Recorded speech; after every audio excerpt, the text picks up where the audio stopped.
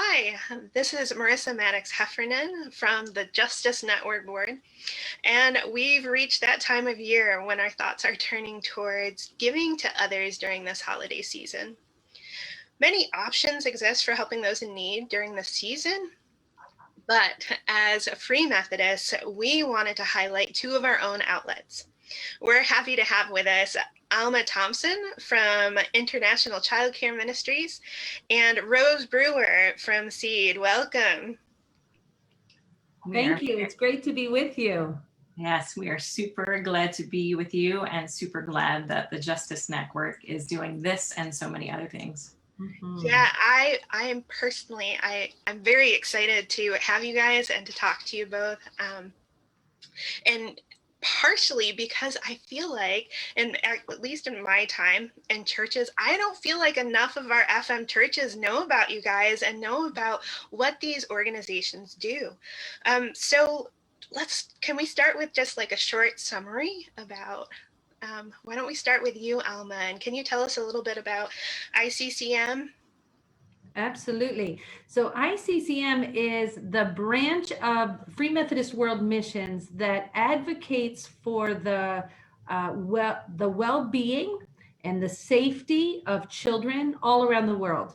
We work in collaboration with our other Free Methodist missions organizations, and we're just one part and nurturing in the context of community, all encased in relationship and holistic community, transformational community development. Yes, I love that. I love that. I love the emphasis on community and it being a holistic approach. And I know that Seed has similar values. So Rose, could you tell me a little bit about Seed? Right. We are the arm of Free Methodist World Missions that helps churches do microenterprise that makes sense in their community. So when we started 18 years ago, it was all about earrings and necklaces, and now it has shifted. So we are still doing those. You can still get those. And there you go. Thank you, Marissa.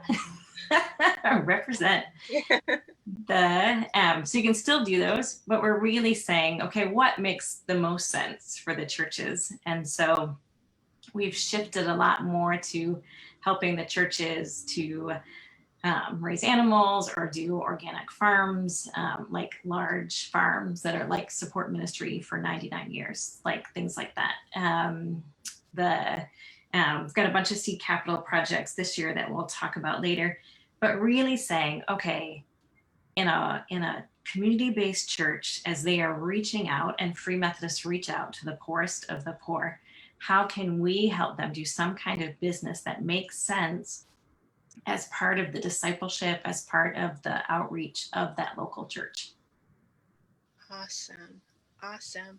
So our purchases through Seed allow these micro enterprises to thrive, right? So how does that impact their families and communities? Or maybe another way to ask that, it might be, what is the difference between the usual donations that we make to missions instead of supporting micro enterprise? What are some of the... Right. Well, I will tell you this. I have a billion seed bags and love seed bags and seed jewelry and seed napkins and all of that kind of stuff. And it does make a difference. It helps us give people dignity and work. But if you buy a bag and think, oh, I'm done with missions for the year, then you've missed out on supporting national ministries that happen in each country, and supporting missionaries and sponsoring kids through ICCM, through working to fight trafficking with Set Free, and then all of the other projects that churches are doing that are micro-enterprise based in their communities. So it is awesome. It is a great way to do it. I love having this necklace on and praying for our brothers and sisters that created it and the church that is there. It's a really tangible way to connect. It's a really great way to give Christmas gifts that connect and talk about it. But it is, like Alma said, we are one piece of a larger holistic ministry picture around the world. Yeah. So Rose, you kind of alluded to the fact that for most of us, what we do know about Seed is, the awesome jewelry and the bags and the products. And if you guys haven't gotten one yet, audience, you guys, they have an awesome gift guide, and you should totally check it out. We will have the links in the comments. But I want to go back to ICCM for a minute, because the obvious with Seed is these purchases. So what is the obvious? What is the thing that people are probably most familiar with when it comes to how they can benefit Seed? Would it be the child sponsorship? And if so, how do those monies that go towards sponsoring a child really impact not just that child, but the community? So ICCM is probably best known for its child sponsorship program. And really what that is sponsorship is this incredible structure that allows us to track a dollar from your pocket to the table or the school of a particular child. The sponsorship is this amazing person-to-person system. In our giving guide, you'll hear it repeated or read it repeated. Child sponsorship connects all the dots. And what happens is when a child is sponsored, it's for $30 a month. We know $30 does not meet the needs of a child and their family. But what it does is it pulls the child into this incredible structure, this incredible community, this incredible system that then makes provision for education, for food distribution, for health checkups, for safety from being trafficked. Sponsorship is an immediate way to bring a child into safety and remove them from the risk of trafficking. And it doesn't meet all the needs. So really, ICCM has two financial sides, if you will. One is the sponsorship that pulls the child into the system, and the other is what we would say is where needed most. And people give to food or buy water filters or give to provide educational stability and all of the, if we stop to think, we realize there's lots of adults that are in the communities providing the safety and the structure for these children. And all of that creation of that community is what these funds where needed most or given into anti-trafficking help to provide the infrastructure of the communities into which children are brought and included through the one-to-one sponsorship. Awesome. So are there ways, if you're not sponsoring a child, that you can give to some of these other works, the stuff that I won't even say it's extra, because that's kind of baseline needs for a community, right? Is there a way to, if you choose not to do a sponsorship, to give in that way? Always. So for example, in this year's giving guide, and if you follow the link, you'll see one option is sponsorship, and then the other is all these different areas. And if you look at the giving guide or go onto our website, you can give into learning communities, providing stable communities. You can give to anti-trafficking. You can give to provide meals for children. You can give to provide animals and the sustainable projects that are created around animals. Awesome. And those can be one-time gifts or ongoing gifts. Of course, sponsorship is an ongoing commitment, which is beautiful because of the relationship. The others can be one-time or ongoing as well. Yeah, you talked about how you can give animals, and that actually kind of perfect segue for my next question for Rose. I was reading in your guide here about one of your seed capital projects in Costa Rica, which is gifting chickens and hens to families, and that you can sponsor to do that. So can you kind of tell us the thread of how our money is giving these chickens to a family help in that holistic community kind of way that you were talking about earlier? Sure. So first of all, I will say, if you want to give chickens or if you want to give cows, or I don't know what all ICCM is doing this year, but if you want to give animals in somebody's honor, Seed can do chickens, and ICCM has this incredible cow project, right? That's what it's called in Africa. They do all kinds of animals, yes. They do all kinds of animals. So it is really sustainability for local churches. And so we overlap because we both help churches do animals, but that is okay because there's 94% of Free Methodists are not in the US. And so many of them are helped in so many ways by animals. Like you talk about livelihood, like our livelihoods are sitting in front of a computer screen in 2020. Really basic nutrition for a lot of people looks like this. It looks like a chicken. So, and it looks like ones that can be cooked, and it looks like ones that can keep laying eggs. And so the church in Costa Rica is gathering chickens, cooking chickens and laying chickens. They've already got all that figured out, like what makes the most sense. And they are giving it to their church members who are out of work because it is 2020 and the coronavirus is affecting every single country on earth. Actually, one of the countries we work with, they had 13 cases, and those were all just truckers who had come in and were quarantined on their border. That was like 3-4 months ago. And now per capita, they're like one of the worst countries in the world. So it is affecting our churches around the world in ways we just can't even imagine.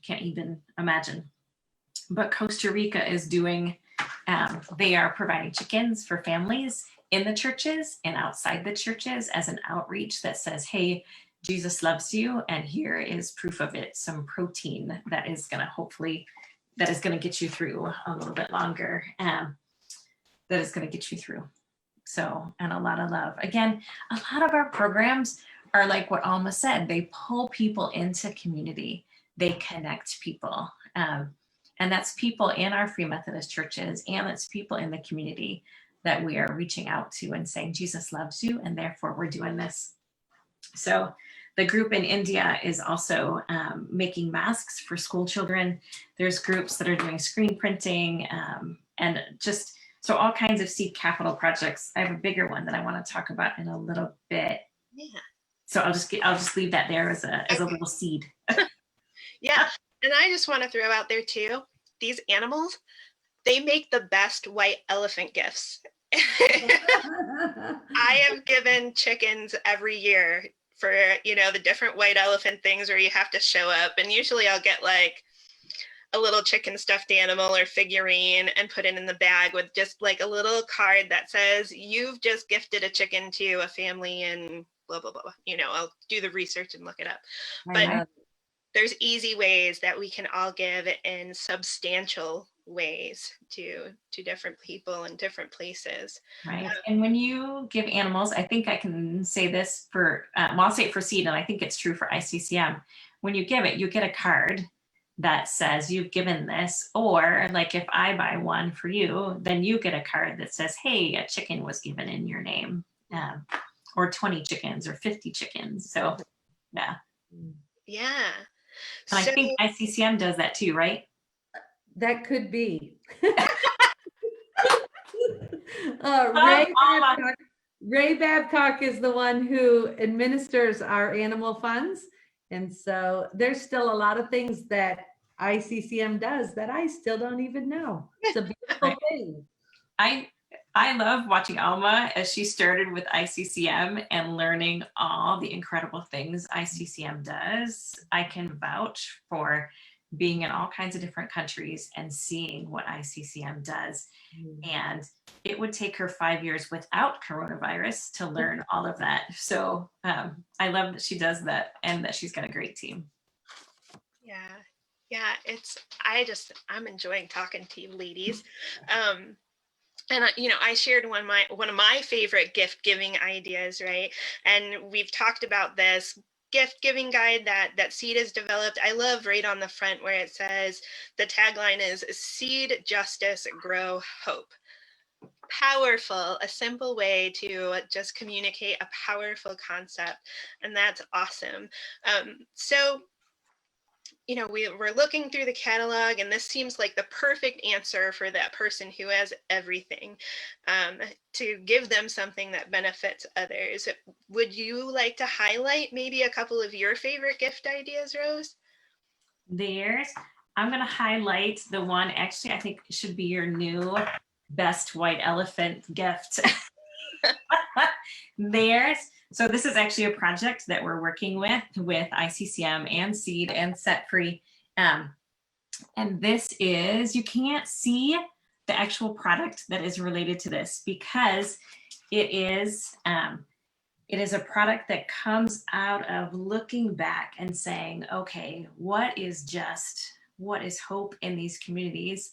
What is needed? And one of the things that we have learned from ICCM is that it is super important to keep girls in school. That makes an incredible difference on the next generation. What we've learned from Set Free is that if you want to fight trafficking, then help the girls graduate from school, keep them in school.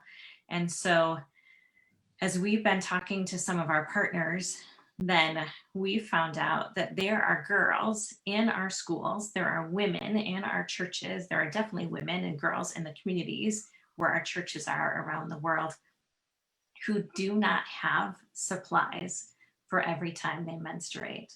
So once a month, 4 or 5 days, they are out of commission. So some girls in our churches around the world sit on a pile of dirt underneath a tree to soak up their menstrual flow.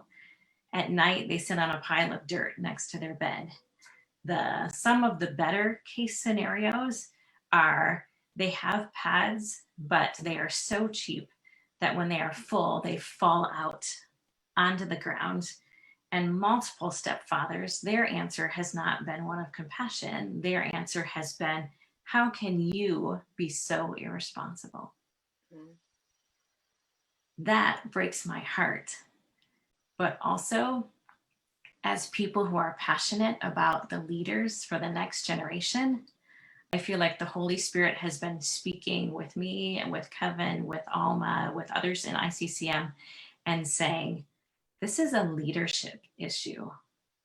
Because if you have a girl who's going through school, she's doing just fine, she hits 12 years old and she's missing 4 or 5 days every month, and then she is shamed, she doesn't know where to get supplies. So Nettie Dingili is one of the leaders in Kenya, and Nettie just recently told us that because of the coronavirus, girls aren't going to school, so they're not getting their supplies for when they are on their cycle.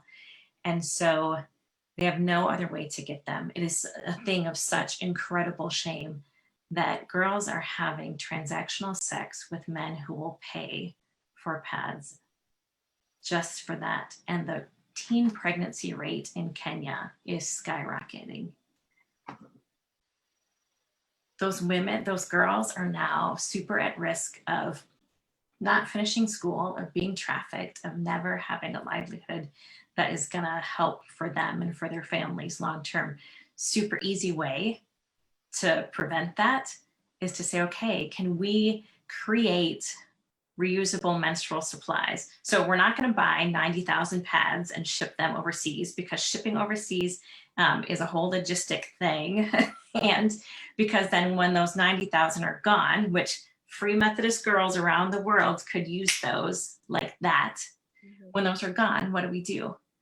So we're working with our product developer with Seed to create something that is a reusable, like padded underwear, basically, that works in Kenya and can be Kenyans. The girls often do their wash and then they put it out on the fence or on the bush to dry. What can they put out there that they're not going to be embarrassed about? That they're not going to be tempted just to dry in their room where it's not really going to dry and cause infection, all that kind of stuff. So that's probably way too much detail for some people who are watching, but hang with us. We can't see you, so it's okay. But we're looking at developing something that works for Kenya, for that culture, for that climate. We're looking at launching there, launching in Togo, possibly like in Kurdistan and all the refugee camps where we're reaching out. That climate's different, the culture is different. So we'll make products that work for each group, each area. I'll let Alma talk about the possibilities for ICCM, but then we're also doing two things. What we're hoping to do is create a model that will work for our ICCM girls and the girls in our churches, and create a model that will work for middle class and upper class women in each of those countries, so that they can buy one and a girl can get a pair. Mm-hmm. So looking at trying to do that sustainably, that's going to be super hard. So but that is a piece of, that is why I go, oh, I am so grateful to be working with the Free Methodist Church around the world, because the Free Methodist Church around the world rocks. They are amazing. To work with ICCM, to work with Set Free, to help make this happen. There are already girls distributing something similar. They're already doing education. I don't know if Alma, do you want to talk about curriculum possibilities that have some anti-trafficking in it and some other ideas? I'm putting you on the spot. Well, on the spot, but I want to be careful to stay with what Marissa is hoping to do here. I'm a little excited about this. Rose presented a possible white elephant gift, right? That's a great one. So I think you should give like a pair of underwear as a white elephant gift and say, this has been donated in your name. In your name, that's right. I love that. That's right. And ICCM has been partnering with a group called Days for Girls, which is reusable pads. And it has been the success of Days for Girls that has shown us an even greater need and an even greater opportunity in market, not only for the product, but for the education and for the development of both boys and girls in the context of cultures that might shame or might create distance between boys and girls. In that context, we have the opportunity in our schools and in the context of our churches to be teaching healthy, made in the image of God, male and female. And we look forward to developing that curriculum to go along with this new product that Seed is working to develop, and would anticipate that perhaps those undergarments could become part of the uniform that each of our girls might receive at our ICCM programs all around the world. And we don't want it to stop there. You know, our dream statement, this is our giving guide for this year. And our statement is, we dream of a world where every child is loved, safe, and developing their God-given potential. And so to recognize that we're doing some, we can't even begin to touch every child, but we dream for every child, for every girl, for every woman, for every young man to understand they're made in the image of God. This is so awesome, you guys. I love hearing about these opportunities that we have access to help in ways that really help, right? Instead of, I recommend the book When Helping Hurts, because it's important to know who you're giving to and how that is actually impacting the communities that they're serving. And I know that our FM organizations are very intentional about helping in ways that actually serve the community that they're trying to help, right? And through that, what I'm really loving about this is being able to see through your eyes, Alma, and through your eyes, Rose, the perspective of how we serve outside of the American box, right? How we can have an impact even from right where we are in ways that are countercultural, that are counter to what we necessarily experience on a day-to-day basis, and that we have the opportunity to do that. So with that being said, I mean, we have a pretty large audience here of pastors and church leaders who may be looking for alternative ways to engage their congregations in more justice-oriented Christmas projects that really make a direct impact, whether it's this year or maybe we're planning ahead for next year. Planning is good. So I'll start with you, Alma, and then we'll go to you, Rose. What are some ways that churches can partner with your organizations, and then make sure to mention how they can link up with you and get that process started? Yes, absolutely. So one of the things that is so delightful about ICCM is we can provide opportunities, small, $10 for a chicken or a rooster, all the way up to 10,000, 100,000, 10 million, right? Because our system is in place, we will facilitate great use of whatever resources, financial resources, a church would want to give. And I think it's really valuable to recognize that when we, the US church, give money, it's not actually the money that's making the difference. Hear me out here. But it's that the money is empowering the relationship that is already in place in the Free Methodist community. And so when the leaders in the community all of a sudden have resources available to them, and then they can do things like a local church in the US might say, we want to provide water filters for a whole community. We want to provide a box of solar lights to be distributed to children throughout such and such a country.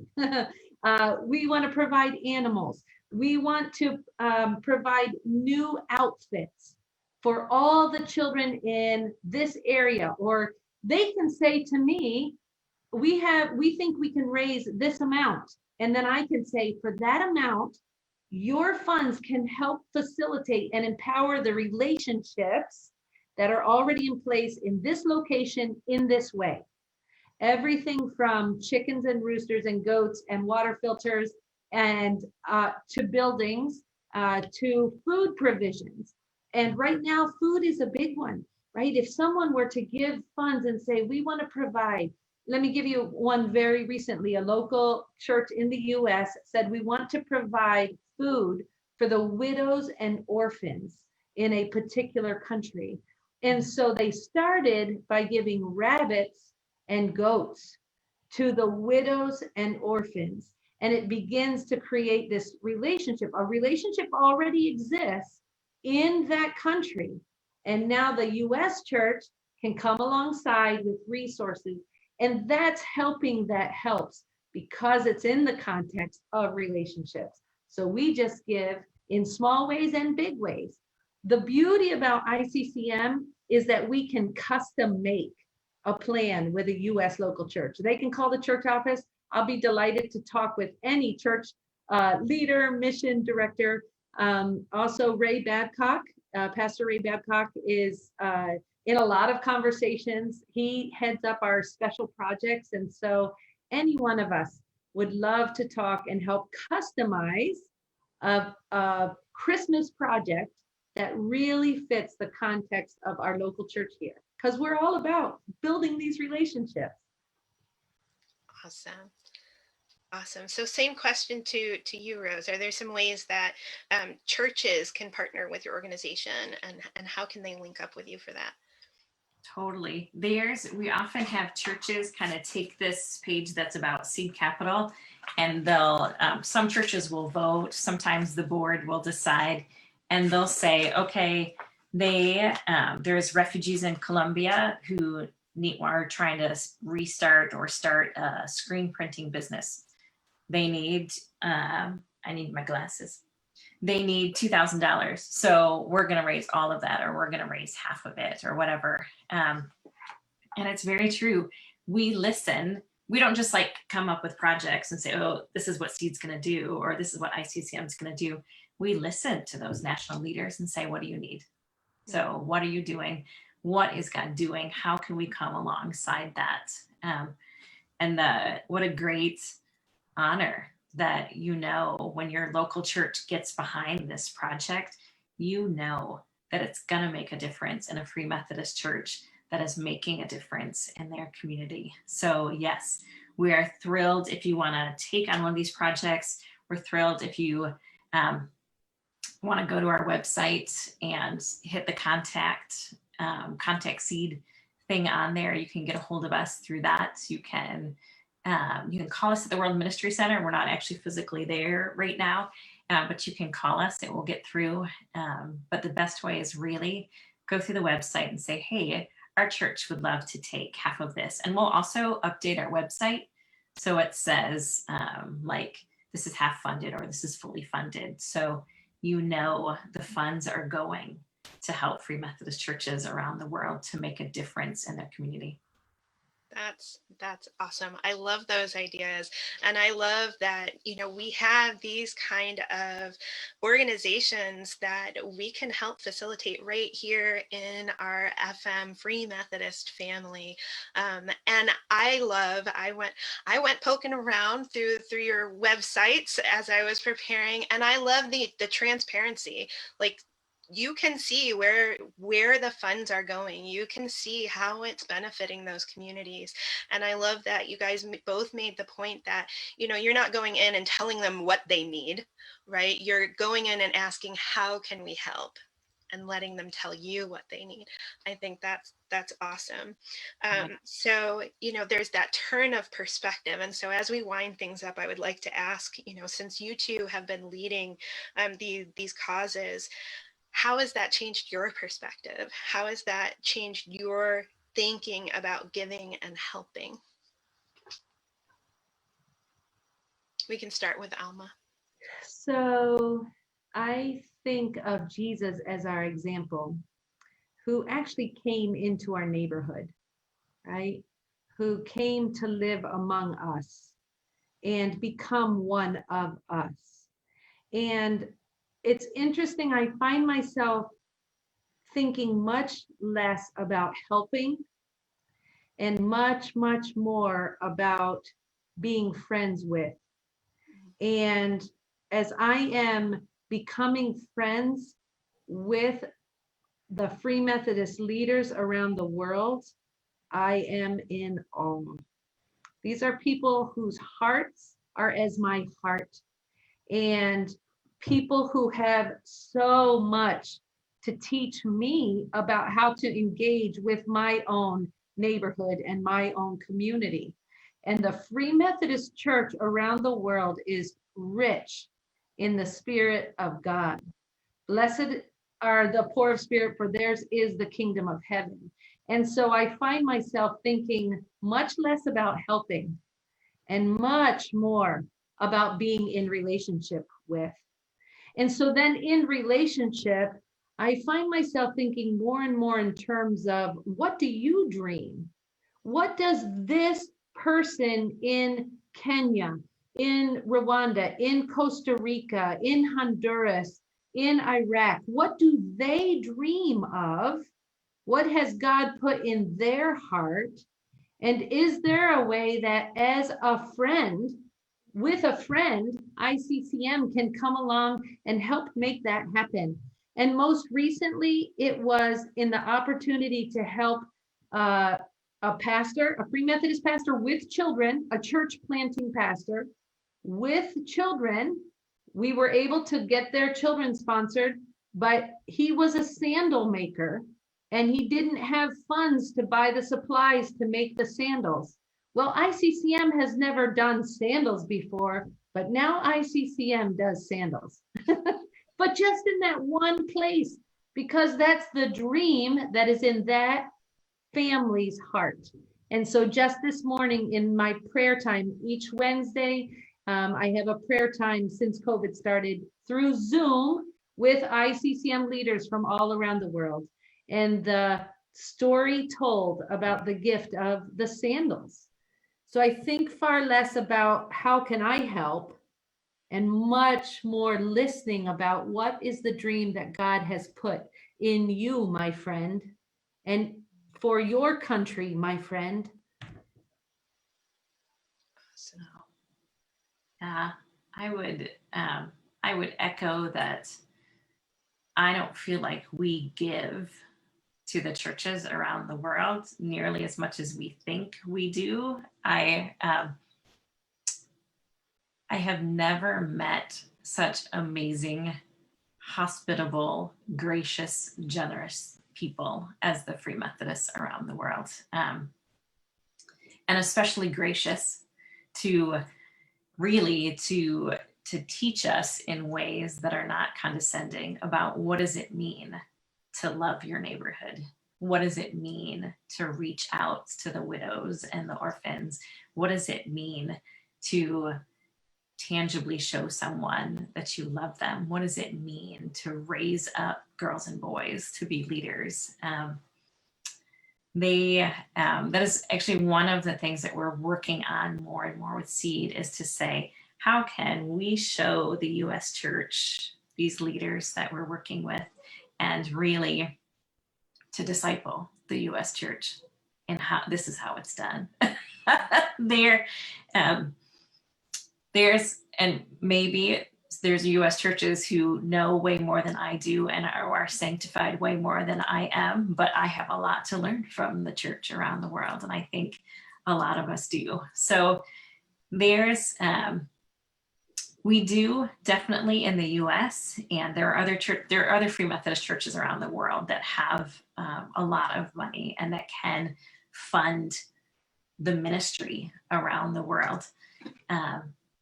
But the ministry around the world is happening because you have Spirit-filled believers who are walking the walk and talking the talk and reaching out to their communities with this incredible love of Jesus Christ. Amen. Big amen. I feel like I was just in church. I was getting a word from you both.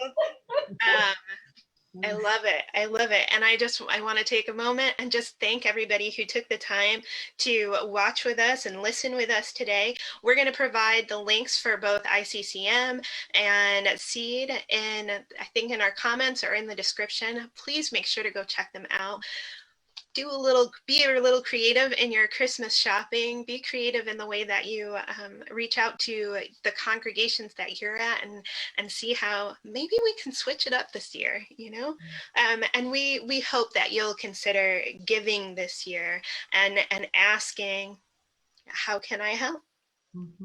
To both of these Free Methodist ministries. Awesome. And we look forward to seeing you again next week. Thank you, Marissa. Thank you so much, Marissa. It's been good to be with you. Thanks. Thanks for being here. It is great to be with you. And thank you, Justice Network.